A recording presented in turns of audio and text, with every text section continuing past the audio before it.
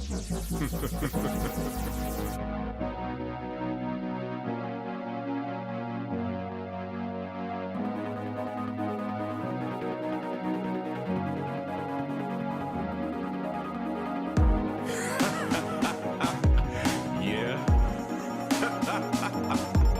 Yeah. You see, the truth of the matter is, a bunch of monkeys with big brains, thinking real hard to control things. Got the whole world locked into the game, knowing it's going up in math flames. Quick, baby, blow my brain, and maybe I'll buy that diamond ring, or switch it up, play the range, and me ride this world that's full of pain. Never really understood the rush, buy things out of slave for a buck. Maybe it's just for us bucks, try to sway some lace just to give some fucks. In the end, who gives two fucks? I ain't trying to preach, condemn, or judge. Reminiscing of days past, my eyes was hip to the plan of thugs. This kind of thinking's supposed to make us seem sane. Lack of knowledge, real truth, blame it on the mainframe. Now your mind is gone, moving like that of Usain. Speeding through the rain, push past pains, all form metaphysical, spiritual pain. Seem like it's all predicated, living on this earthly plane. Striving to reach God's heavenly presence, you know that peaceful domain. Bunch of monkeys with big brains, thinking real hard to control things. Got the whole world locked into the game, knowing it's going up in math flames. Quick, baby, blow my brain, and maybe I'll buy that diamond ring, or switch it up, play the range, and we ride this world that's full of pain. Never really understood the rush, buy things out of slave for a buck. Maybe it's just for us bucks, try to sway some lace just to give some fucks. In the end, who gives two fucks? I ain't trying to preach, condemn, or judge. Reminiscing of days past, my eyes from hip to the plan of thugs.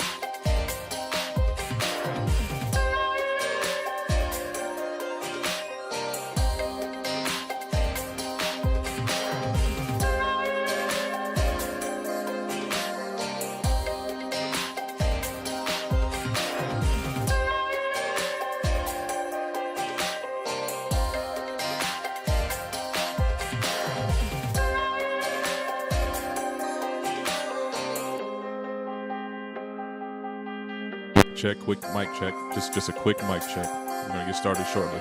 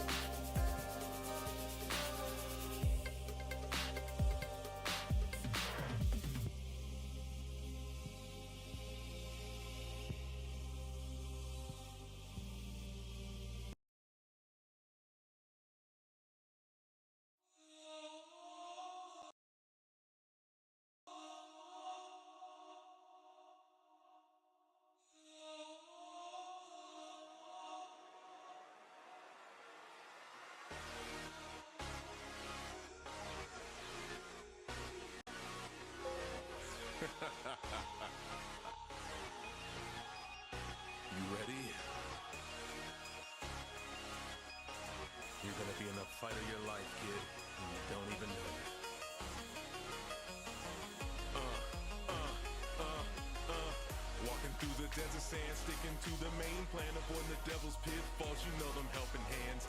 Demons to my left and demons to my right, looking like all hell broke loose tonight. Call them mirages or call it near sight. Best bring your A game, no sleeping tonight. Guardians toe that line, in that line, ready to risk it all in a brawl to rule them all. Stand and fight, you pay the price. Speak your truth and take Keep up. Walking through the desert sand, sticking to the main plan, avoiding the devil's pitfalls. You know them helping hands. Demons to my left and demons to my right, looking like all hell broke loose tonight. Call them mirages or call it near sight. Best bring your A game, no sleeping tonight. Guardians toe that line, in that line, ready to risk it all in a brawl to rule them all. Yeah, in a brawl to rule them all. In a brawl to rule them all.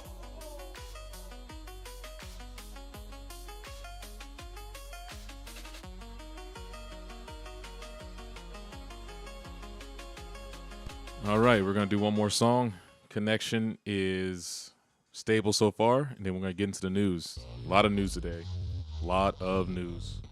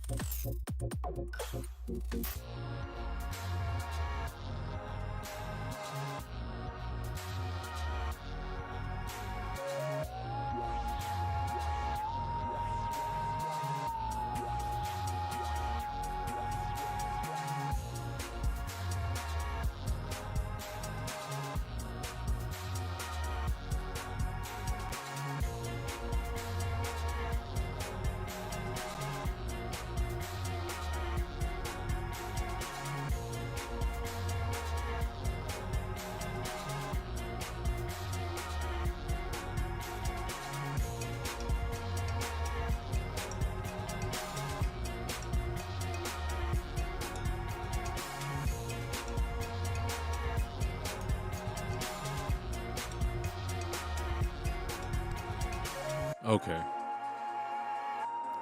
It's time for the news. So, if you ain't got a beverage by now, well, you should have grabbed one because we're about to get into this because it's a lot to cover. There's 3 stories, actually. So, with that being said, let's get into the first one here. So, as people who have frequented the channel, by the way, welcome back to the channel. Thank you again, Bowser, for showing up. As a moderator, please drop the link to your Discord, as we do frequent that Discord from time to time. Yeah, the state of Android. It's not looking great, man. Android itself was the bastion of do-it-yourself freedom, and pretty much however you see fit, do it. Obviously, if it's illegal, We don't advise that. Nobody's got time for that shit. So lately, we've been on this this kick, if you will, about ownership. Not so much privacy. Privacy's been dead since basically 2001 with the Patriot Act. So we're not even talking about privacy. It's beyond that. If you got a driver's license, social security number, there's no privacy. You're part of the matrix. But what there was a sense of was true ownership when you had your shit. I have no doubt have made many a rant about LG phones and Samsung, how I have a particular disdain for Apple after I found I had to pay more money for stuff that was natively free inside the Android platform. So today, I'm using NewPipe. I get a pop-up window, if you will.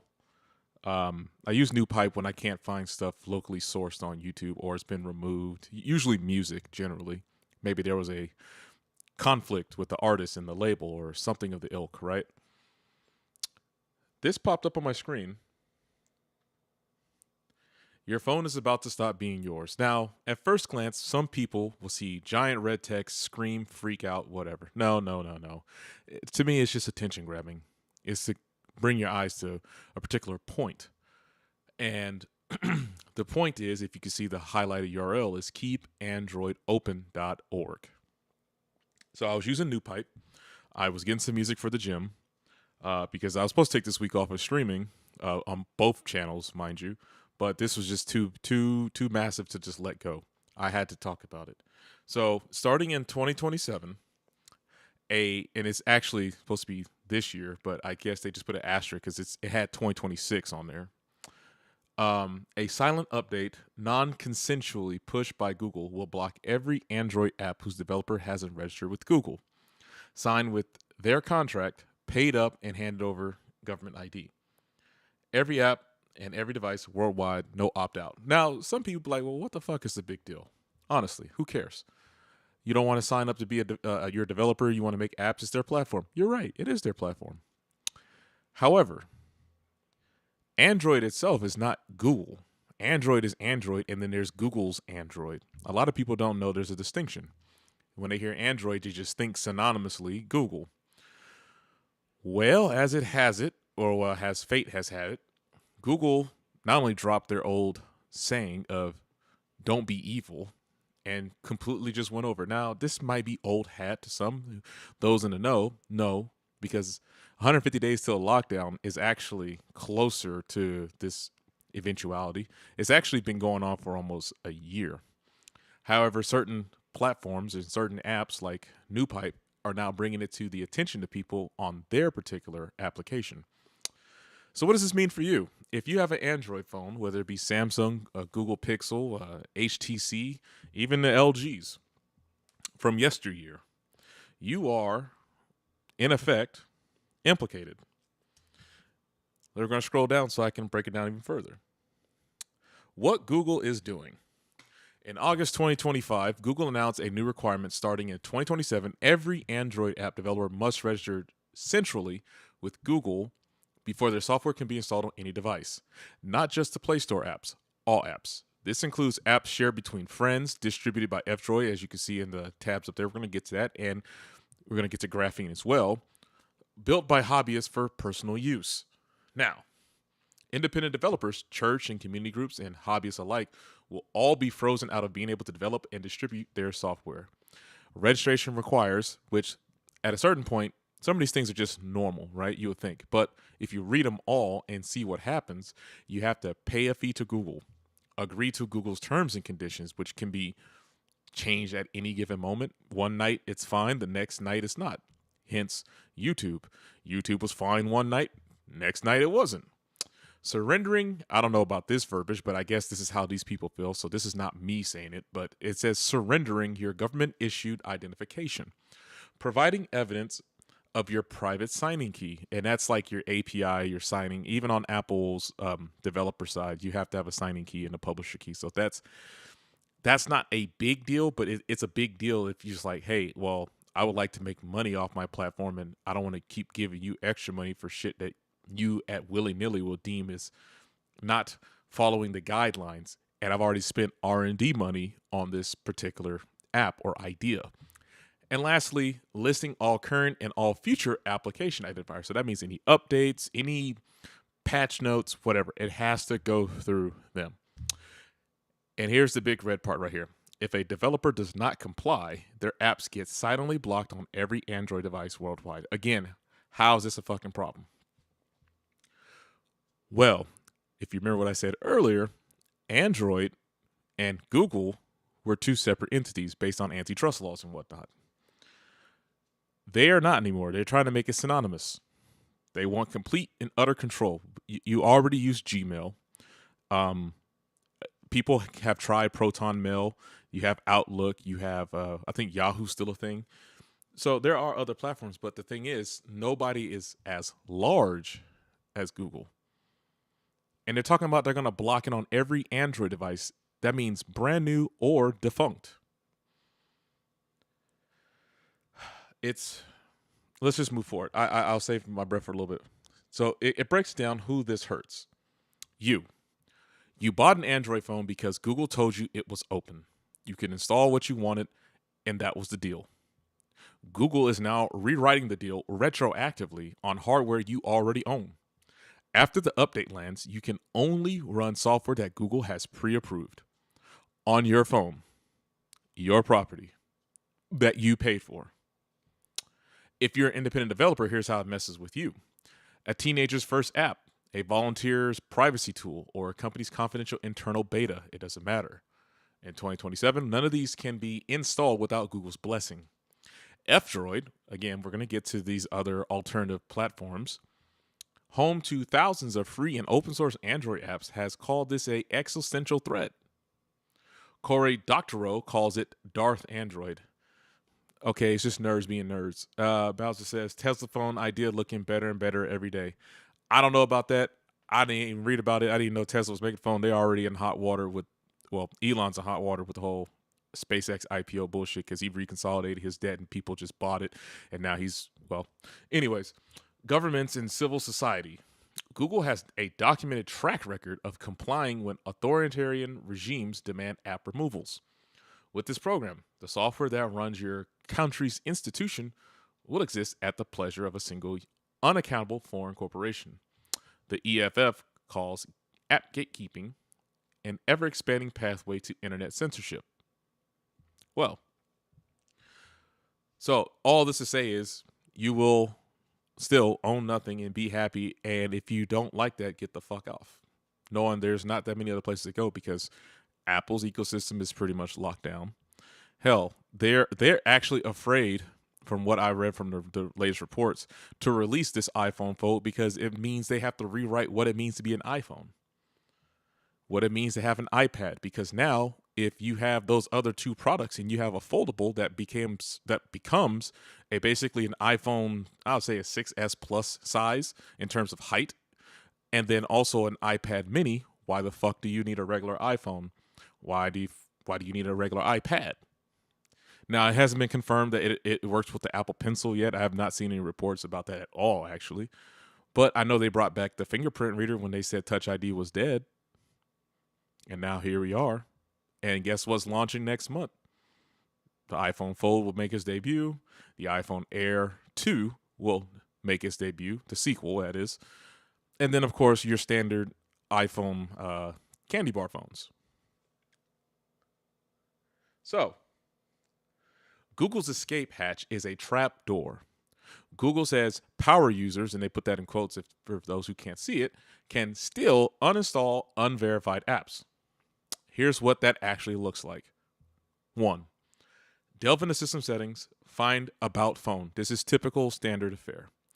Tap the build number 7 times to enable developer mode. Dismiss scare screens about coercion. Enter your PIN. Restart the device.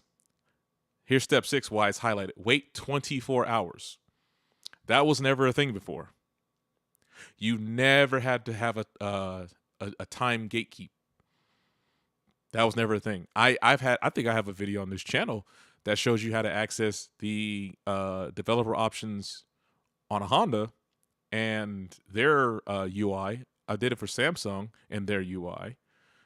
on how to like get into the developer options and change your audio codecs if you want higher quality bit rate and playback. 7, come back. Dismiss more scarce screens. 8, pick allow temporarily 7 days or allow indefinitely. Confirm again that you understand the risk. 9 steps. A mandatory 24-hour cooling off period for installing software on a device you own. Worse, this flow runs entirely through Google Play services, not the Android OS. See, let me read that again. This is where people keep thinking Google is Android, Android is Google. It is not. This flow runs entirely through Google Play services. And I think they still have the little triangle cog as the logo. They might change it now, but not the Android OS. Google can change it, tighten it, or kill it at any time with no OS updates required and no consent needed. And as of today, it hasn't shipped in any beta, preview, or canary build. It exists only as a blog post and some mock-ups. So we have a comment here. Was a random idea. People were tossing. Oh, this is the Tesla phone he's talking about. Was a random idea. People were tossing around a couple of years ago. If he can develop his own OS without Android, it would be the best thing available. This is absolute trash. Yeah, it is. It's absolute trash. And here's the thing. Mostly even iOS and, well, I don't know what percentage, but everything's Linux. That's why Linux is making laptops, not Linux themselves, but like the base platform of Linux. You can start, there's a whole thing. I might even pull it up, but I don't want to get into like laptop building specs and stuff because I'm not avid at that. I am an acolyte at best when it comes to like looking at computer schematics and putting shit together and then also coding it on the base level. But when it comes to the Android platform, this is why I chose it. There's the Play Store, and this is I'm not sponsored, and I'm not telling you go do this, but I'm just saying there's like APK Pure. Like when I wanted to go find Mirror's Edge, which was wiped off of all mobile platforms, I found it there. And it was at that point I started figuring out what Android was, how it acts more like a personal computer that works for you, whether you work for it. Whenever I had an iPhone, yeah, I'm definitely not in the laptop building either, bro. I don't even know where to start with that. Like, because most times you can't even, modify things other than like SSDs and whatnot. But I'm going back to my point. It's you have that level of flexibility where it's like, oh, damn, I have a portable computer, and if I need to move files at any given moment, I can. And it has an SD card slot. Cool. I know people have bitched about this. I've bitched about it, about losing headphone jacks, SD card ports. Well, some fingerprint readers are coming back just because of the design of certain mobile platforms. It's just more feasible to have a physical reader than an optical one on your screen. It's like, dude, there's a reason why these legacy ports existed, because it was all about versatility. And I don't know, this is not a diss at anyone who has iPhones, because like I said, I have one. I just don't daily it. But if anyone who's stuck on that and not a tech person, I don't know how you actually deal with Apple's shit. And don't get me wrong, they got great software. I use software to make music off of it. I use Logic. I use Final Cut Pro. I use Motion. I'm not knocking it. I'm just saying the way that certain mobile structures are not versatile. The simple fact I can't drag and drop something onto my mobile device and get the fuck out of my house and go on about my business, that's a problem. I shouldn't have to convert something to your proprietary format, especially if it wasn't in your proprietary format to begin with. So now we have Android I'm just going to say it's getting sieged at this point by Google, because now they're going to lock it down tight. If you go into your carrier provider in modern day, big 2026, right? You only see Google Pixels, iPhones, and Samsungs. You might see the occasional Motorola, because now they got a foldable and they got a couple of flips. I don't know if they call theirs the flip, but it's the Razr. And thank you, I appreciate it, Fury. But it's getting to the point where we already knew that this was a thing, but now it's like, damn, they're not even telling people this. I'm telling you this to help spread the word, because I know when I look at my analytics, my demographics are mainly male with, strangely, I can't believe this, I can actually show you. It might have been changed over the last whatever couple of months or whatever. But like I got at least a decent number of females that's watching this channel too. And then the age range is my age and one generation back. So they didn't really get to experience a lot of the cool Android shit that was out there. A lot of the nostalgia stuff. Like I literally been collecting archives of pictures and stuff. And hopefully one day, once I get enough time from work, I can just put a collage together and show you like where we started and where we're going and how it might end. But let's get back to this right here. So you have this 9-step configuration to get into developer options and have you're trying to let your phone still be yours before this kicks off. Because mind you, it's supposed to happen in 150 days. That's not long. We are already more than half through the year. Oh, you better start believing the cyberpunk dystopian future you're living in one. Yeah, it's here. It's been. That's why I said, don't forget about the privacy thing, right? Because you got flock cameras everywhere. Again, if you got a social security card, I mean, the mobile phone itself is a snitch. It tells and pings off of towers and all shit. So that's whatever. Even though there is a few hardware devices out there that can kind of kill the radios, if you're in a car with someone that's got a non-killable, mobile device, I mean, they can ping off of that. So it's not whatever, right? But the difference is if you have a 5-year-old fucking phone that has been long, probably paid over twice because you've had it for so long and it works, and your carrier still lets it run on the network with a SIM card, and I'm not even going to get into the whole SIM card shit because that's bullshit too. They shouldn't have that much overreach. I have my collection of the V series from LG because 1, enthusiast, 2, it's nice to see the evolution of the line. But you can also see where they started to remove shit too. You can see where the stuff started falling off. And now you're telling me a phone from basically 2010, I believe that's when the V20 came out. It's either 2010 or 2011. You're blocking it. Right.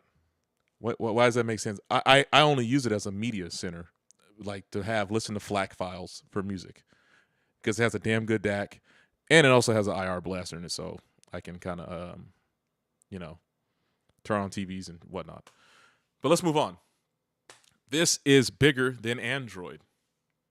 If Google can retroactively lock down billions of devices that were sold as open platforms, every hardware manufacturer on the planet is watching.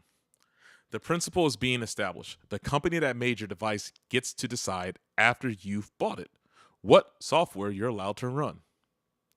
In software, this is called a rug pull. Also in crypto, it's called a rug pull too. Just FYI. When they pump the coin and then, that's it.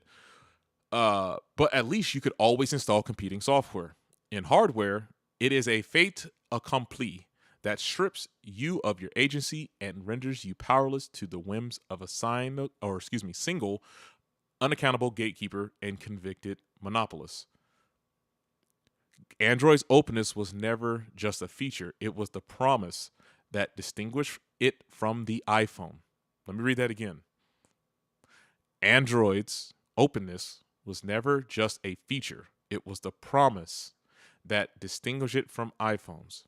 Millions chose Android for exactly that reason. Hi. Google is now revoking that promise unilaterally on devices already in people's pockets because they decided they had enough market dominance and regulatory capture to get away with it. Ars Technica, and this is quoted from them, Google's Apple envy threatens to dismantle Android's open legacy. And here's a little fun fact for you before we scroll on. The majority of the world uses Android. Believe it or not, only in America that iPhone is like the dominant thing. And maybe Europe and parts of Australia. I can't remember if Australia was still on the map for that because I thought they were heavy because the HTC came out of that area, I believe. But yeah, only America. Oh, and Canada as well. America, Canada, and Europe are heavy Apple. Hence why Apple was, bopped upside the head, and Europe said, "No, motherfucker, you're gonna have to put USB-C in this thing. We're not gonna keep letting you dominate with this lightning cable bullshit." Fury says, "Same as Nintendo. You sign your life away with the Switch 2. The second you sign in, they can brick it at a moment's notice. This is true. I have a Switch 2. I play it, and once, I finish my little catalog of games, or if there's a game that's coming out, I think I'm going to pick up Fire Emblem. I think that's going to be like my last big Japanese RPG, because I kind of like that turn-based style action, because Fire Emblem Awakening was awesome for the 3DS.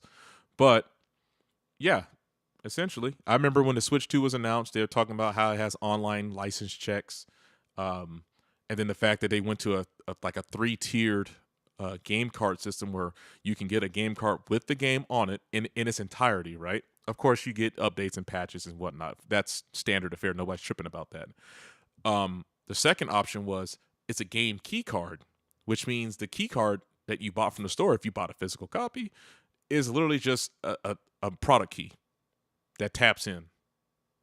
And the other one, I forget what that one's called, but essentially the game has to be triggered on their server, and then it authenticates on your device. And then you play some of it on your game console, and the rest is through the cloud. Don't quote me on the third one, because I kind of don't even if a title sounds good, if it's not a game on the key card, or if it's not a game on the card, I'm not even going to play it. I'm literally bypassing it right now. All the games I have for Switch 2, which is very limited, not because of the price and not a flex, I'm just saying, is Metroid Prime 4, Star Fox, and the recent Splatoon 1. I'm hoping Fire Emblem's going to be the same way. I'm hoping when I get that Bayonetta trilogy that they announced, is also game on card. I'm hoping Xenosaga, which looked pretty cool, I'm hoping those are games on card, not key cards. Bowser says, product key just like Xbox and PlayStation disc. Yes. The last PlayStation game I had that was actually on the disc, I believe, was Watch Dogs. But PlayStation Network altered it to where, since it's one of those games for PlayStation Plus, it thinks that I stole the game when I have the physical disc, and it keeps saying this is a game trial. You need to pay for PlayStation Plus. You need to pay for PlayStation Plus. Wow, that was like 3 P's at once. But it was like setting up the disc and then putting it in there. It's like, bro, like I had to keep ejecting the disc in and out just for it to say, oh, okay, this is the actual game. Same thing with Mirror's Edge Catalyst. It did that once, but it never did it again. I don't. Maybe it's just not Ubisoft. And then Wipeout, Omega Collection. Like, those are like the last 3 games that are for sure on the disc. Fury says, just get all the Bayonetta games now. I wouldn't trust him with that another lease. Here's the thing. I would, except I think the third one is an individual title, and I think the double pack is on Wii U. I have to double check and confirm if the double pack is on Switch. If it is, then I'll double check, because I know all Switch games are games on card. And now that I think about it, I only have one Switch game, like original Switch game, which is Metroid Dread. That I have. Like, my Switch library is minuscule. I do have a lot of downloaded ones because they were just on sale. I mean, listen. I got Cyberpunk for the Switch 2 for what it's worth. Even though that game is a game on card, but I got that game for $27, all digital. That's a deal. Not gonna lie, that's a deal. Versus paying $70 for and going to the store and dealing with jackasses who don't want to open up the glass cage because, YNs and other bullshit that be fucking walking through, fucking trailer trash be fucking stealing shit. So I can't just go in there and go get the fucking game. But that's a good deal. $70 and you got it for $25. Like, that, come on, man. That's a no-brainer. You need to just go ahead and pick that up. Same thing for Monster Hunter. I would have got Monster Hunter Rise, the physical, but during last December, they had it on sale. And this is the complete collection. And we're getting away from the topic. We're going to come back to it. The complete downloadable content, all that shit that comes with it, $9.99. That is when a good deal for digital content is worth it. If you're going to give me everything, and even though I know it's subject to whatever's on their servers, I know this, but for the time being, that's a great deal. It is. So, You're saying go to Macari. You know what? You told me about Macari. That's kind of like OfferUp, ain't it? Or back offer or whatever, or black market or back market or something like that. Anywho, let's get back to the main topic here of this is bigger than Android. But wait, there's more. So here's some drop downs. But wait, isn't this just about security? The security rationale is a smokescreen. Google Play Protect already scans for malware independent of developer identity. Requiring a government ID does not make code safer. It makes developers identifiable and controllable. Malware authors can register. Indie developers and dissidents often can't.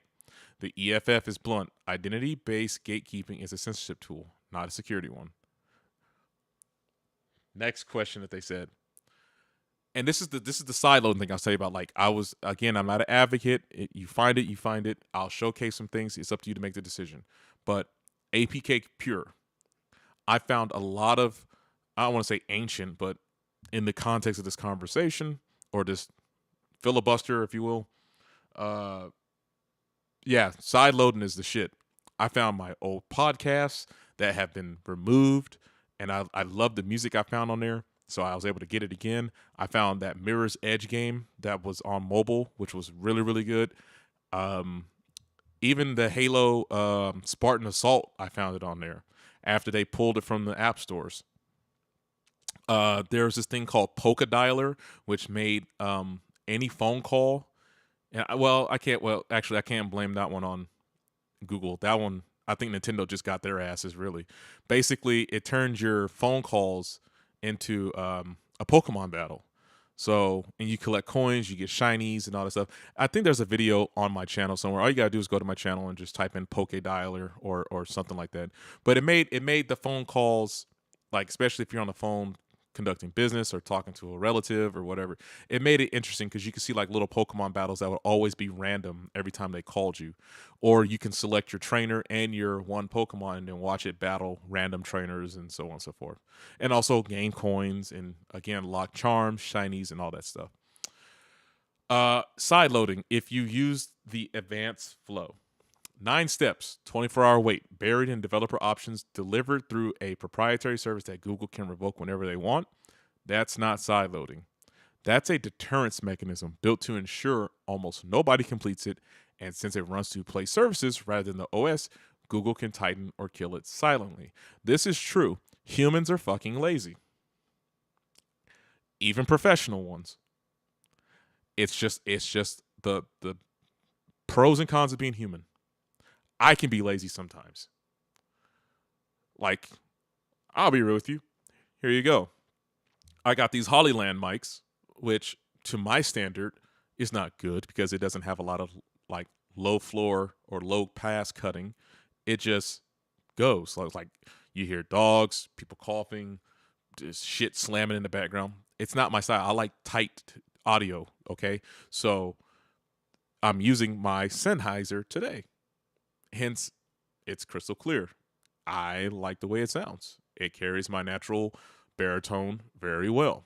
And it's a supercardioid, so if I go like this, you can hear me moving around the mic.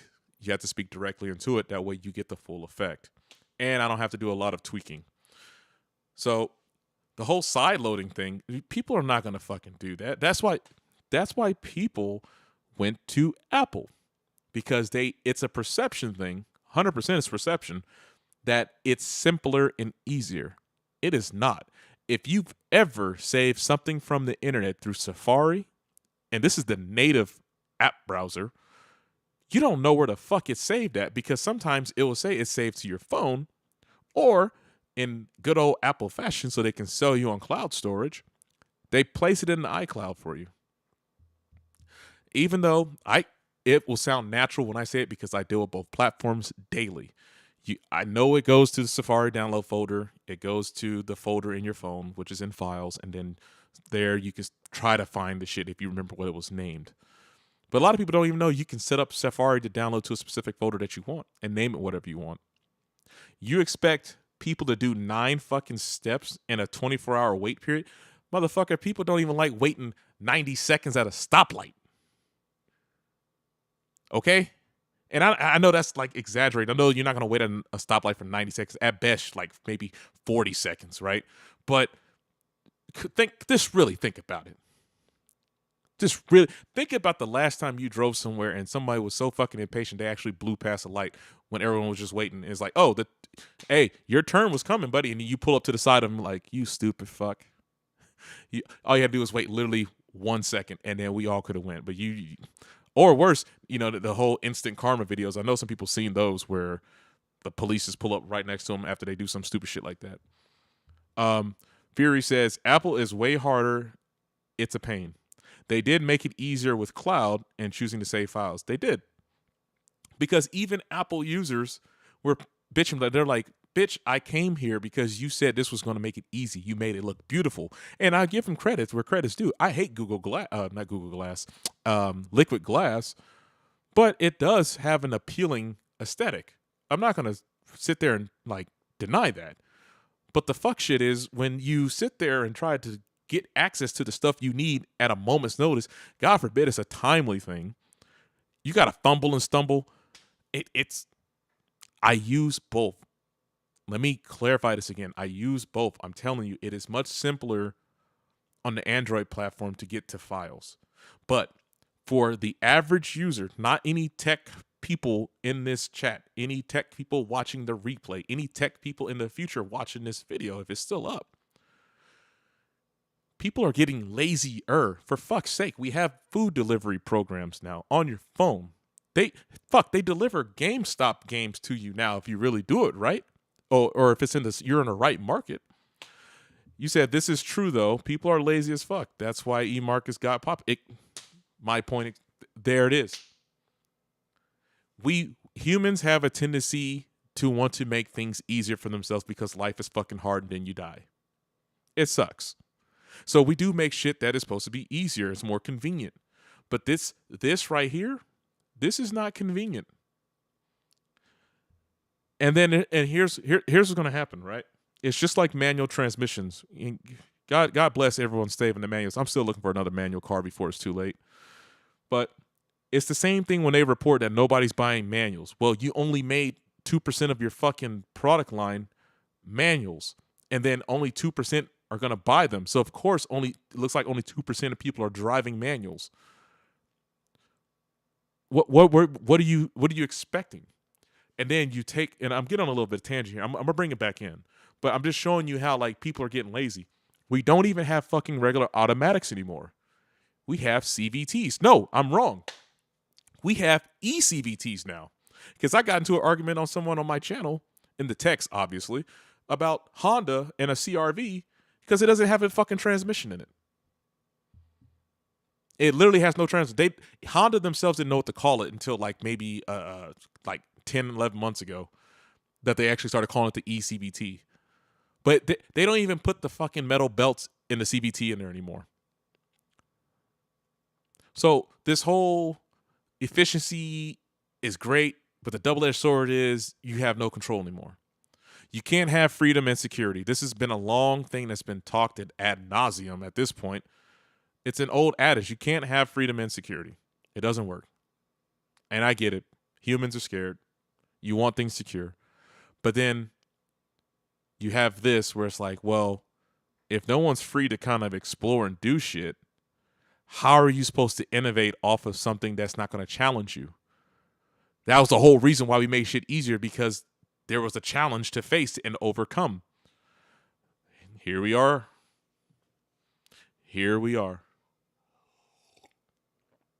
Sorry, I had to take a quick swig, but here we are. Oh yeah, no, it's true. They don't even have regular CVTs anymore. It's eCVTs. It's supposed to be even more efficient than a regular CVT, but the thing is, they have no fucking torque. They have no torque. So I'm not gonna lie. It was cool when I drove it. I took it on a 500-mile road trip. There's a video on my channel right now. I sampled it. I only had to gas up once. It was still a petrol engine, don't get me wrong, but it was a petrol hybrid CRV. And I'm sitting here trying to shift it. I'm like, okay, I feel it bucking, but apparently that's supposed to control the brakes. But then at the same time, I can hear the simulated gears that it's trying to mimic. So then I was like, what the fuck is this? It's worse than the Subaru Shiftronic shit that they got, where it will simulate a dog gear, like how the Toyota Corolla does. The first gear is a real gear, and then the second and onward is CVT. And that's just for like low torque and like snowy and slippery environments, right? And oh yeah, see, you remember that video. See, there you go. And okay, let me bring it back in. I'm saying all this to say is the convenience factor. You're not making it convenient.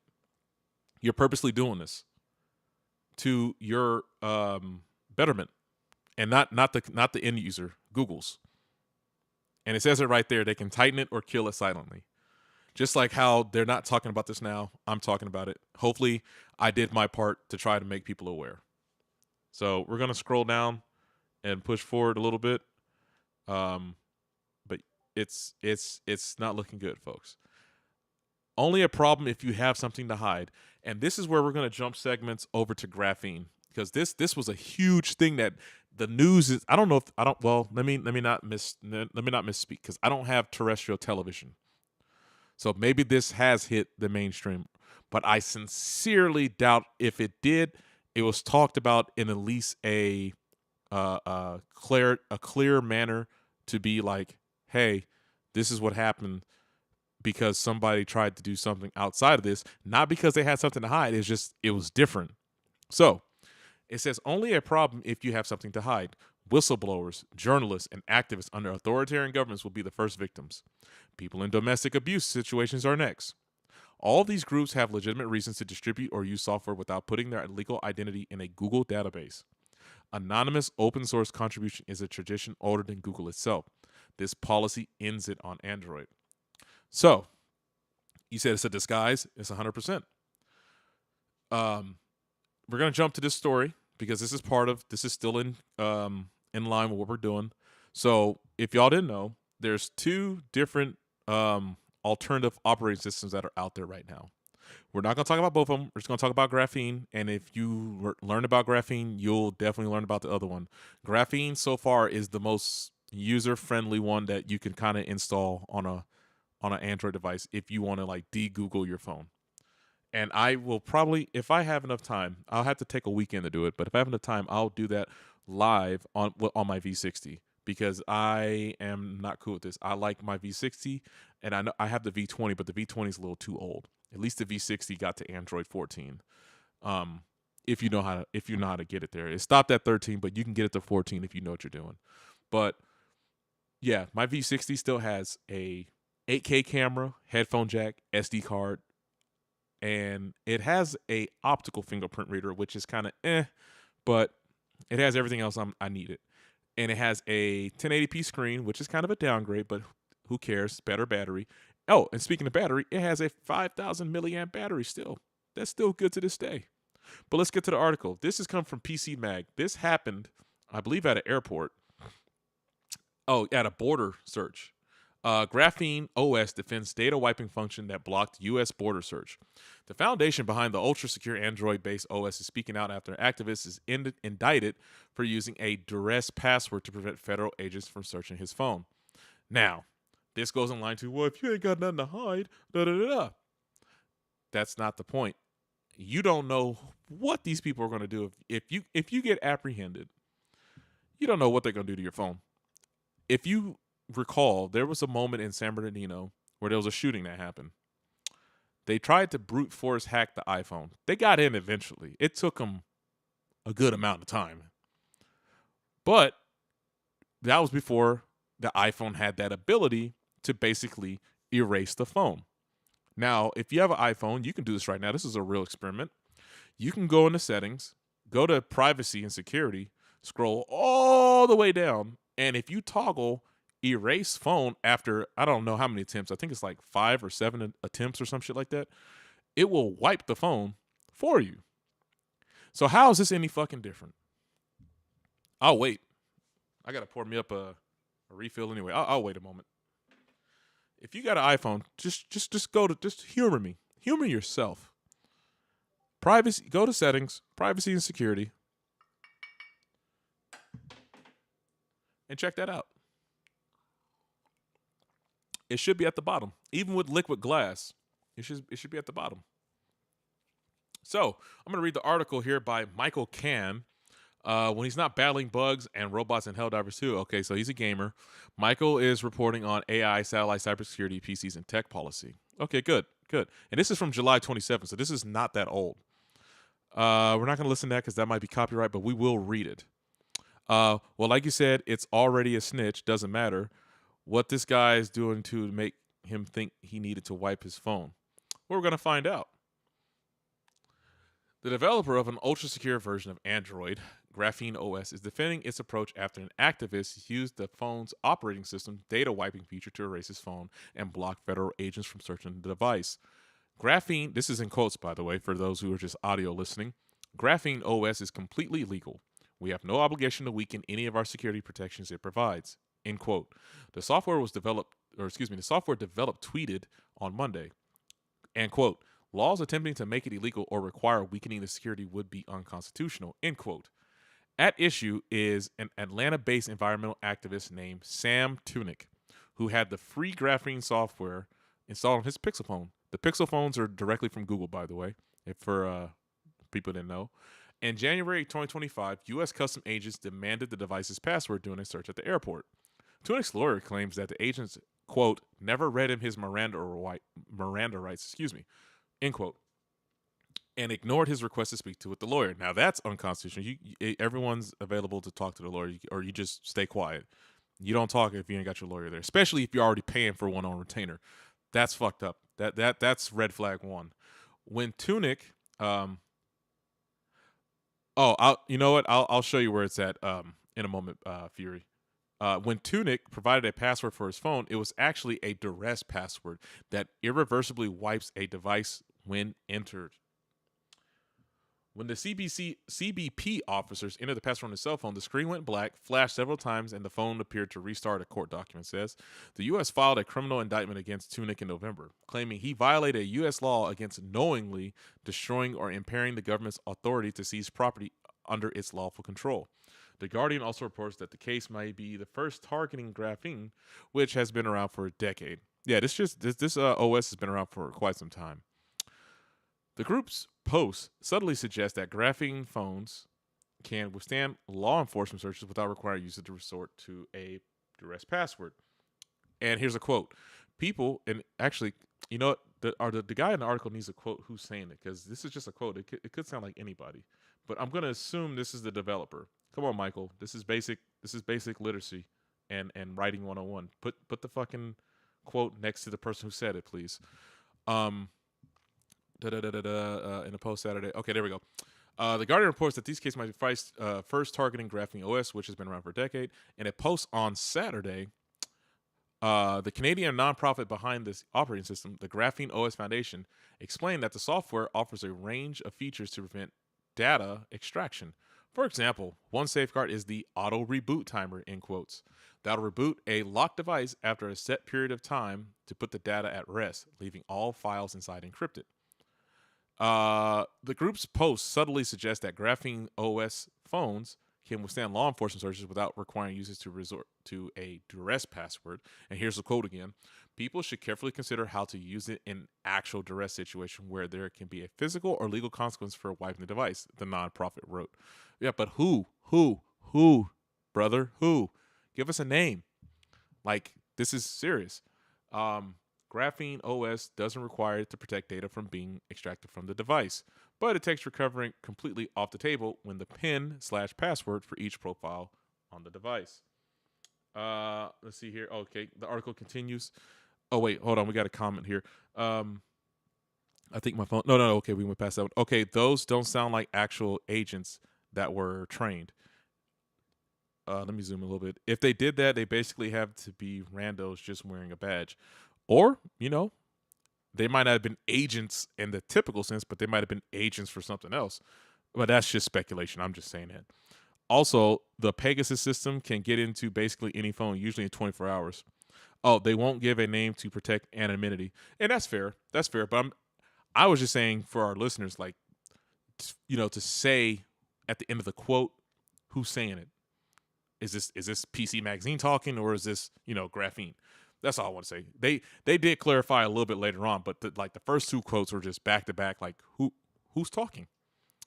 Anyways, on X, the nonprofit has also said it can do nothing to help U.S. law enforcement recover the data from Tunic's phone.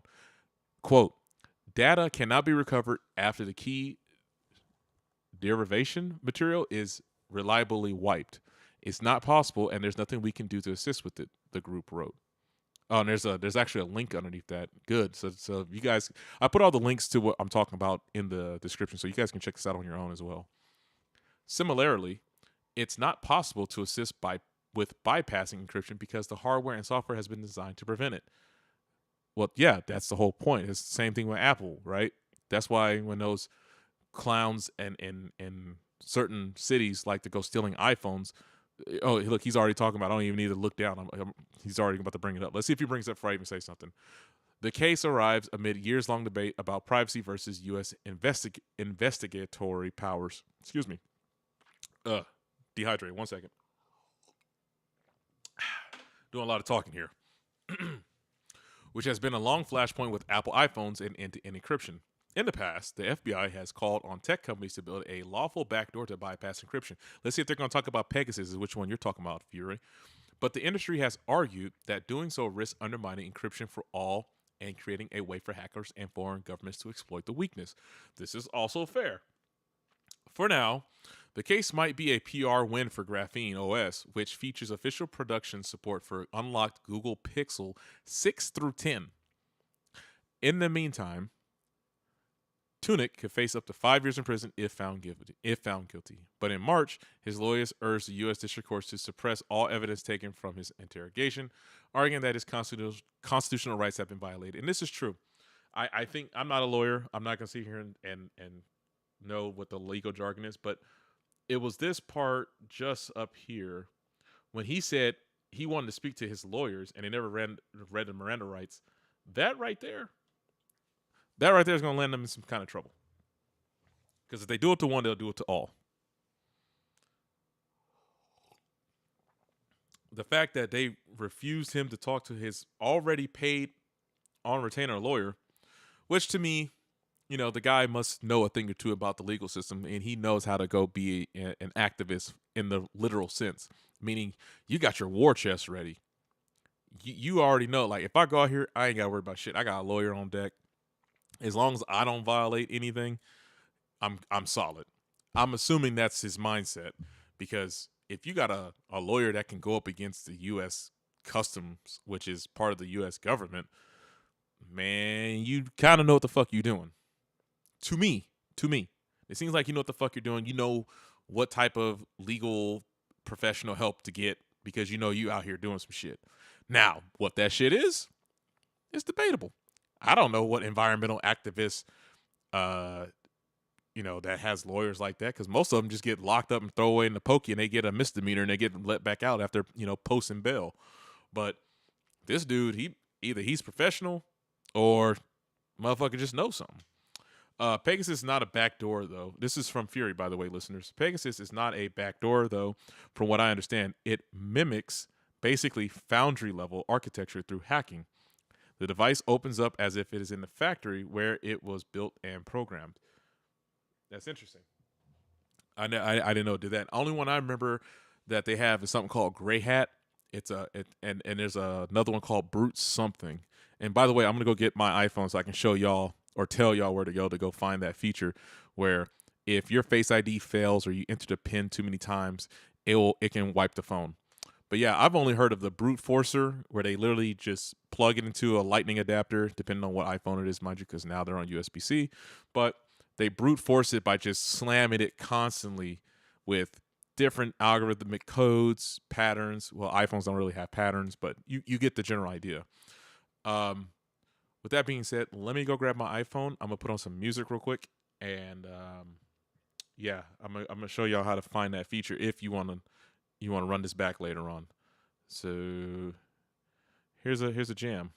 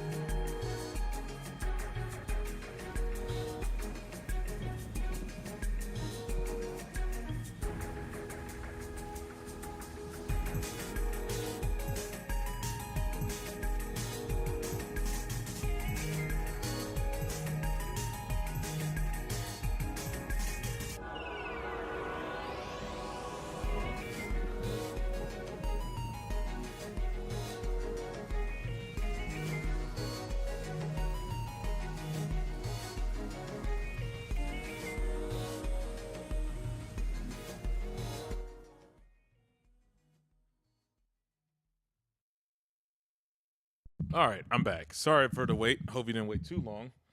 So, for clarification, actually, I can let the music play for a little bit longer. There we go. As long as y'all can hear me fine. So, if you want to enable this basically graphene like feature, so what you guys want to do, I can't screen share this on my iPhone right now because I'm on a PC. I'm pretty sure there's a way, but we're not going to take all the time to do all that shit. So what we're going to do, I'm going to walk y'all through it. I'm going to take a couple seconds to wait and let y'all find it. So if you swipe down from your home screen, type in settings. From settings, you should see a myriad of options like airplane mode, Wi-Fi, etc., etc., etc. So if you scroll down to where you see Face ID and passcode, obviously enter your code because I don't think your Face ID can work in there unless they change it. Because I'm not on Liquid Glass. I'm still on 18.7. something. And once you get into Face ID and passcode, you scroll all the way down to erase data. And it says erase all data on this iPhone after 10 failed. So the number is 10. I thought it was like 5 or 7. After 10 failed passcode attempts. Data protection is enabled. So, yeah. If you have that on and someone's trying to get into your shit, or if you really about that life and you doing some shit that you ain't got no business doing, well, I guess it is your business because you're doing it. But if you're out there doing, some nefarious shit that we don't condone here, but I understand, but we don't condone. That's how you enable that.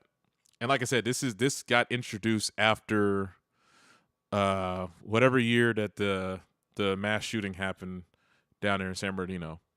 So that's a little tidbit for y'all right now. And that also covers our article from Graphene OS and what's going on with Android. So let's go back to keepandroidopen.org and scroll on down to the next one. The same thing Apple does. Apple has been a walled garden from day one. Ain't that the truth? Man. Once you buy one, you got to just buy everything. People chose Android because it was different. Apple does it too, is a race to the bottom and a weak to... I don't know how to say that first. That looked like that's either French or Latin. To Quoco?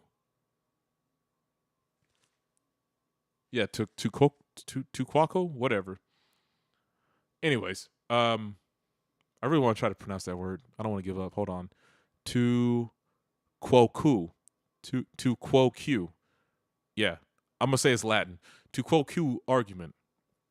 And under regulatory pressure, the EU, I was just talking about this like maybe 15 minutes ago. The EU's Digital Markets Act, even Apple's being forced to open up. Google is moving in the opposite direction, attempting to further entrench its gatekeeping status. I just went over to tell y'all how to like set up that thing. Okay, we got a couple of chats here. Let me hit y'all up real quick. So Pegasus is not the back door. Okay, I already read that one. Yeah, I think. Okay, there it is. An extremely expensive setup. Oh, okay. You're talking about Pegasus, an extremely expensive setup. Got you.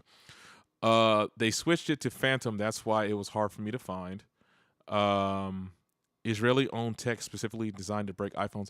Fun fact: iPhone 12 and above is designed with Israeli tech. So take that for what you will. And I think some Samsung phones too. The only phones that didn't have Israeli technology in them was HTC. Maybe Motorola, but I don't know for a fact. But I know LG and HTC doesn't have any Israeli tech in it. You said, oh, yeah, that I remember hearing about that for. Okay, I assume you were talking about the iOS thing. But that was, wait, what's it say? But that was Tunic info. Sounds like a person that likes cheese pizza to me. I'm not advocating for what the man's doing or did out there. I'm just saying, let's say you don't even have to be an activist. Let's just say you're a person of interest and you're a high valued person. And then somebody wants to like hijack your shit, whether it's government agencies or any other ne'er-do-wells out there. The option to kind of just enact that and keep it pushing so they get nothing, that's great. That's a good fail-safe, I think. Hell, my watch has that. Like it you have to do a combo, but you can do it. They got some kind of freedom phone too, where there's literally a kill switch built into the phone. So like even if you accidentally enable it, I mean you kind of have to do a motion to enable it. Let's just say I know somebody that I work with that has it, and they showed me it's literally a kill switch. Like you can either kill the phone like entirely, like just dead it, or you can just kill all radios. Like since everything is toggled to the hard switch. You know what I'm saying? Let's see here. Mute that real quick. I hope that was still coming through. If it was, whatever. What kind of activist, brother? I don't know. I'm not trying to figure it. Any clarity on that end? Bit of info? No. For all you know, he could be like one of those Greta Thunberg people. I don't know. I'm looking at not so much what the action of the person was doing. I'm looking at the actions of when you're trying to protect yourself and then people are being unjust. So you have to use this feature. That's the thing that I'm paying attention to. The fact that, hey, look at it like this. If you were deployed and God forbid, we're in a fucking MRAP or some shit, fucking get blown up, and then next thing you know, was he into, I don't know, maybe he was, I don't know. But I'm just saying, like an example, let's say you were deployed, some shit's cracking off, and your last few moments is, you get to say goodbye or whatever, and it's like, well, these motherfuckers are going to come loot your body because, they got the W.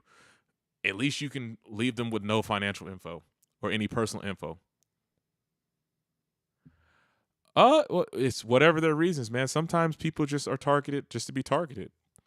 And they have nothing to do with it. There's been cases of mistaken identity, and people get. I'm going to use an example: the flock cameras. There's been multiple reports of people getting caught up with the flock cameras and like, I don't have that car. I sold it a long time ago. Here's my paperwork to the DMV. I have nothing to do with that person. Or why are you targeting me? You got it wrong because your recognition system is inaccurate. That's not, and it turns out that's not the person. Just like, just recently, I don't know if this was 3 days ago to today or 5 days ago, but there was a young black man who was eating Doritos, and the fucking AI thought he had a gun. It was a blue bag of Doritos. So, it is what it is, bro. They get it wrong. They're just humans, and humans working with ones and zeros. But the difference is, if you didn't have nothing wrong and you feel like there's information that can be used against you, you should have the right to be able to take care of that. Especially if you're being falsely targeted. Again, I don't know what that man's MO was. Don't know him. Don't need to know him. Don't really care about him. I care about the act of what happened was this dude got yeeted and then told him, you can't even talk to your lawyer. Okay, bet. So if y'all moving like that, then you don't need what I have on my person. Because if you're gonna try to incriminate someone and do something of that skullduggerous nature, then fuck you too. Honestly, that's because that makes no sense. That's the whole point about being in this country, that you're innocent until proven guilty. You said, yeah, there was a blonde chick that got caught up with the flock. She said she had a collision that caused a death and her vehicle had 0 damage. You just said it.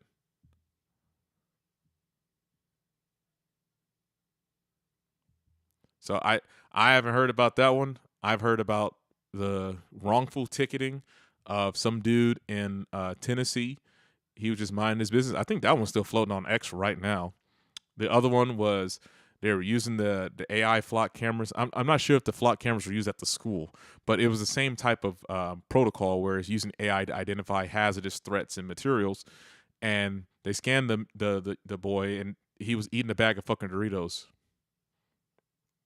I don't know how a bag of Doritos looks like a fucking firearm, but here we are. Oh, you say, I understand the point of view. Trust me. I'm just saying there's two sides to every story. Oh, 100%. The truth is always in the middle. There's A side, B side, and then C. And usually the truth is in C because it's the coalescing of data. Then you start, Dick tracing it, if you will. Let's see. The next part was just $25 and some paperwork. Maybe if you're a developer in the United States with a credit card and a driver's license, try being a student in sub-Saharan Africa. Oh, they're going to use the African thing. Jesus Christ. I was with them up to this point. This is, I don't know if this is, they're trying to lead in with this to say like Africa is this completely undeveloped fucking place. I'm pretty sure these people haven't even been to Africa. I've been to Africa. It's just like everywhere else in the world. If you have a metropolitan area and you got tourism, it looks nice. There are plenty of places in Africa that look nice. There's plenty of places in Europe that look nice. There's plenty of places in the United States. Fuck, there's places in America that look like third world countries. So this whole look, can we get internet for the motherfuckers? And yep, you said, and there's a race card. That's what I'm saying. Like as soon as I read that, like I'm reading this in real time. That's why I wanted to do this live and not read it and then have this preconceived notion. Like no, I was like, fuck it, we're going live. I'm skipping the gym for right now. We're gonna do this right now. Let me continue. Here we go. Try being a student in sub-Saharan Africa or a dissident in what's that? Myanmar? Yeah, Myanmar, or a volunteer maintaining a community health app. The cost isn't only financial. You're surrendering government ID and evidence of your signing keys to a company that routinely complies with government demands to remove apps and expose developers. Again, they, yeah, remember Chaz Chop? Yeah. Oh, you put the link for the Flock article. Cool. I'll try to pull that up, and I'll pull up both of them. But I want to get through the main event here first. But we'll run through it. Oh, that's how you say it. Myanmar. Okay, that's how you say it. I was going somewhere with this. Oh, the whole exposing developers. Again, I know the understanding of, hey, you know you're not doing anything malicious or nefarious. But if you're a company, you already know if you do the 2001 fucking Patriot Act. So that's what I'm saying. Like it's not so much the privacy thing. Again, if you have a fucking bank account, they're gonna see where the money got routed to. Even if you move it overseas, there's transaction IDs. It has to go through the matrix. You're not really getting away from it. The difference is, okay, are you actually going to do checks and balances? Which evidence can say no, because there's people. Let's just use Google's or YouTube's algorithm checker. There's people who own their own music and they get copyright strikes. How the fuck do you explain that one? And I'm not talking about just some indie music maker. I'm talking about big names. Big names. They might not run their own personal YouTube channels with their music and shit on there, but they have teams that do that and they still get copyright strikes. And that copyright strike is different. Like you can lose money and get your channel completely eviscerated, and it's just gone. And there's no real human that can help you unless you got to rub elbows with someone actually at fucking Google Way over there. I don't know if they're up there near Cupertino or not, but yeah. People complaining about the Patriot Act are funny to me. AT&T was doing that for decades with the long lines building. Yeah. I remember reading about that vaguely. That was a little bit before my time into tech. I was still kind of just playing with Beyblades and Bionicles and shit. But yeah. I remember reading about that a little bit. Hell, a lot of people don't even know what AT&T's real name was before it became AT&T. Like, I remember that. Like, that's... Anyways. Here's the bottom of the article. They're saying, here's how to fight back. And I already know the uptake for this, even with me posting this, other big names like Lou Rossman posting this probably, or maybe Linus Tech Tips, or anyone else, YouTube barely got enough people to clean up the toilets. Bro. Yeah. I don't believe... they say 10% is enough to start tipping the scale. I doubt 3% people. I'm being generous with 3%, honestly. I doubt 3% of people are going to do this because only people who are in this type of ether know what the fuck is going on. Like intrinsically, not just surface level. Because you're assuming everyone with an Android is on that, I know how to use this. I know how to get in here and make things my own. Other than the surface level, it's like, I can make my icons pretty. I can make my wallpaper move. And I will say this: I don't know if iPhone or iOS has done this, but Android still got the video wallpapers, which they've had for almost 25 years now. But outside of the aesthetic shit, I don't think the take rate's going to be very high. I really don't. I mean, I know I'm going to do it because I know what the fuck I'm doing. And most people, when they start trying to root their phone, fuck, you know what? Let's not even say rooting. Let's just say people know how to back up their phone on a PC, okay? And that's not even on a cloud server. Like, just take a USB cable, whether it's B or C, because there's still some phones out there that's still USB B, believe it or not, and just back up your phone. Let's see if you know how to do that. Then I'll be like, okay, maybe you do have enough wherewithal to be like, all right, I know how to kind of get into the root level of my my mobile device here, my mobile computer. But I'm gonna read this anyway because, like I said, I'm gonna do my due diligence. I think this is news and people need to know about this. So it says, everyone, if you install F-Droid, which are my other tab, we're gonna jump into that right after this, on every Android device you own. Alternative stores only survive if people actually use them. Contact your regulators. Brother, people are trying to figure out how the fuck they're going to eat right now. You talking about a phone? This is first world problems, but it's also a global problem because, like, again, majority of the world uses Android. Excuse me. I don't have the space to back up my phone now. Hey, man, that's tough. I don't know what to tell you. Go take your ass to Best Buy and go buy a hard drive. Look at this guy. He talking about I ain't got space. I'm just messing with you, man. But contact your regulators. Regulators worldwide are genuinely concerned about monopolies and the centralization of power in the tech sector. That actually sounds legitimate, that little bit right there, and want to hear directly from individuals who are affected and concerned. Share this page. Well, I'm doing a whole fucking video, brother. Push back on astroturfers. Actually, wait, I gotta act like I have glasses on. Pretend I got glasses. I'm pushing up. Well, actually, crowd is out in force. Don't let them set the narrative. Sign the change.org petition and join the I got 100,000 signatories who have made their voices heard. Read and share our open letter. Again, I'm kind of already doing that. Tell Google what you think of this through their own developer verification survey for all the good that will do. See, even they're not too convinced with that one. Developers, do not sign up. Don't join the program by signing up for an Android developer console and agreeing to their it's irrevocable terms.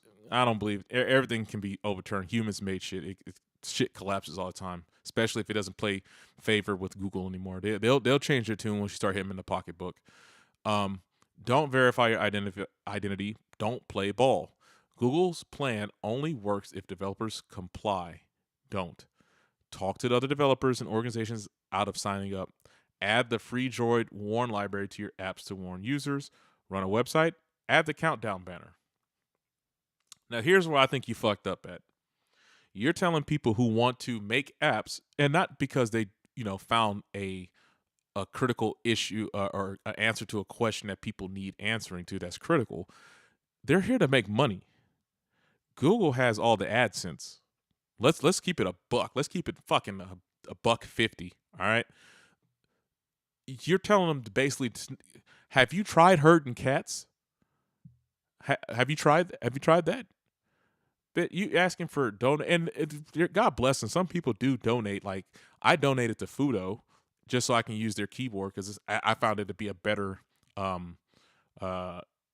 voice to text moderation tool because that shit just actually works better than iOS's bullshit keyboard and then Samsung's whatever the fuck they want to call that now, because I think Google took over Samsung Messages, so I think they use like a Gboard light version as their keyboard now.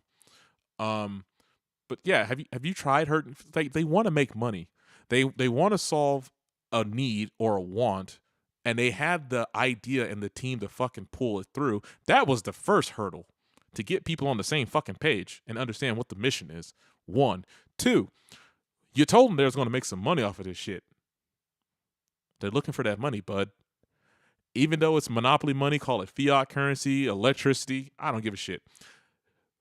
The bills are still coming on the 15th and whatever the fuck else date that they come out. Period. So I think this is where you fucked up at. If anything, don't say don't comply. How about try to negotiate new terms and conditions? That sounds more feasible. That sounds more like a negotiation versus just blatant rebellion. Because blatant rebellions, especially against fucking corporals like this, history has a bad way of telling you it ain't gonna go the way you think it is, partner. You're gonna have to find a middle ground. That's also what business is too, is compromise. So I think a better set of verbiage would have been to don't say don't sign up. How about don't sign up unless these things can be discussed? You can't negotiate with terrorists. I agree, but they're not terrorizing anyone right now. Whether that's through subterfuge because nobody really knows about this, or the fact that most people are probably not going to give a shit at the end of the day. And I might have just been wasting my breath. But I also have a kind of altruistic viewpoint of this. You said Android started because of no negotiations. Fair. But we're not in that era where Android is starting. Android is now almost 35 years old. And I'm not counting like the OS updates. I'm talking about the inception of it. I think it's almost 35 years old. Because it's based off of Linux. But yeah, I don't think that is the way to go. This is terrorism, just more underhanded. Well, let's play with your example then before we jump over to the F-Droid article. If it is terrorism, that means the United States government needs to step in. That means Google is now a terrorist organization and they're using paper or electronic terrorism. Believe it or not, and for people listening, there is such thing as paper terrorism. They made it a whole fucking thing. So if that is the case, by that logic, if Google is a terrorist by doing this, then they need to be investigated by the Department of War. Straight up. I think they are greedy as fuck, yes, but greed is good for a business in terms of because they're chasing bottom lines. But the problem is greed is only good if there's actual competition to make shit better for everyone. Competition is what makes business great. That's the whole reason why we had, like, I'm going to use a car analogy, Subaru versus Mitsubishi. Audi versus, I think it was it, I don't know if I'm saying it right. It's either Seat, or Seat. It's the Spaniards. The Spaniards built that car, the SEAT. I don't know if I'm saying it wrong, but I want to say Seat or Seat. Anyways, when they had the podium races in like 77, then you had this, like I said, the Quattro that came out that started beating the fucking all-wheel drive system of what's them boys? I forget them names. Oh wait, you put it. That's my point. It's time for a new OS that Google can't get their hands on. That's fair. You can't have competition if these companies lock every tool down. Well, the funny thing about tools can break, and then the foundries are still there, and you can make a new one. So it was Seat. You say I say Seat. I'm gonna go with Seat. But my point is, those two manufacturers, or those couple of manufacturers I just named, right? They had legit rivalries. Fucking Lamborghini and Ferrari, bro. Like that, the whole story was the motherfucker that was working with the Ferrari said, all right, well, fuck you. I'm about to go make my own shit. He took some tractors and turned that shit around, and then he started winning podiums with Lamborghinis. He was a farmer. So, anyways, I don't want to get off on a tangent. Let's head over to the F-Droid article real quick and read up about this. So, F-Droid is under threat. Google is changing the way you install apps on your device. We need your help. Okay, we already came from the article. Your trusted home for free and open source mobile apps. F-Droid is the app distribution ecosystem for Android where your user freedom comes first. Discover our app store. Explore the world of free and open source, or FOSS for short, apps, and learn about our apps distribution tools. So, man, Lambo makes some shitty cars though. Look at their. I I never said they make good cars. I just said the competition showed up. I know they're shit. Most Italian cars are shit. Hell, I'm gonna use something that might sound a little politically incorrect, but fuck it. You know what Fiat stands for, right? Fix it again, Tony. That's they used to say that, just like Ford. Fix or repair daily. Found on road dead. A more positive one is first on race day, but they ain't did that shit in a while. I don't even think shit. The last race I watched, Honda beat the shit out of what's that boy's name? I can't remember. They had a podium. It was a manufacturer's race. Damn, I can't remember who they were racing against, but Honda took the W. Oh, Chevrolet. It was Honda versus Chevrolet, and the Chevys with their V8s got smoked by a small displacement turbo V6. You talking about naturally aspirated big block V8s getting dusted by the Japanese boys. Fucked over rebuilt Dodge. I have never heard that one. I heard Pontiac, poor old nigga thinking it's a Cadillac. I've heard Fix or Repair Daily, Found on Road Dead, Fix It Again, Tony. Nissan, they had one for Nissan, but I can't remember. TRD is turd for short. STI was sexually transmitted incest or some shit like that when they were making fun of the Subaru boys. You said fast only rolling downhill. That's another new one. I've never heard that one. I might use that next time. But my point is, you got all these different little, ribbings and jabs at different, manufacturers. It's just competition. It does breed a better product. I mean, to this day, people are still pining over cars from like the 40s and 50s because of how at least the American cars. I don't know about the 40s and 50s Japanese or JDM or KDM for that matter. But for American domestics, yeah, people still pine over like 50s Chevelles and Barracudas and GTOs and shit like that. And then you got the JDM side where people are looking at the freaking the S13, the Sylvia. You said you forgot about the Pontiac one. Yeah, my grandfather told me about that one, but he wasn't a Pontiac man. He was a Cadillac man. You have the JDM scene where people still want S13s, SR20 DETs, K20s. I guess the V35s are still okay. The J series, the B series, the K series of the Acura side, if you can find the Acura ones. The fucking Supras are still hot. 57 57 Bel Air. I was actually looking at shit. I keep getting the year wrong, but I keep want to call it the 59 Chevelle. I think it's a Buick. Beautiful, beautiful molding. It had bench seating front and back, and it had just, roll it down yourself. But the displacement was so big. It only has 4 fucking forward gears, and that thing is a torque monster. So, you said the AE86? Yeah, they're trying, but you're never going to recapture that era. You got to remember, that era of cars was lightweight, economics, and rear-wheel drive. They're not bringing that back. I mean, look how long it took for the BRZ FRS twins to finally come out, and even then, people still bitch and complain because they put Prius tires on it. So they never had any lateral grip. So now you had to modify it. Then it got shittier fuel economy. The torque wasn't there because it was the tires were too heavy for the displacement at the time. They didn't want to do forced induction. It was a lot of bullshit. Oh, you said Temu bodies on sale? Fuck. Hey man, if you buy something from Temu, God bless you. I can't do it. I'll either just go without or I won't or I have to pay the actual price for whatever it is. Yeah, but I can't do Temu, man. I've heard too many horror stories. Fuck. I think today Moist Critical posted a video talking about like he spent almost like $5,000 on Temu and they like rejected all of his orders. And like all the shit was legit purchases. So I don't know, man. I don't know.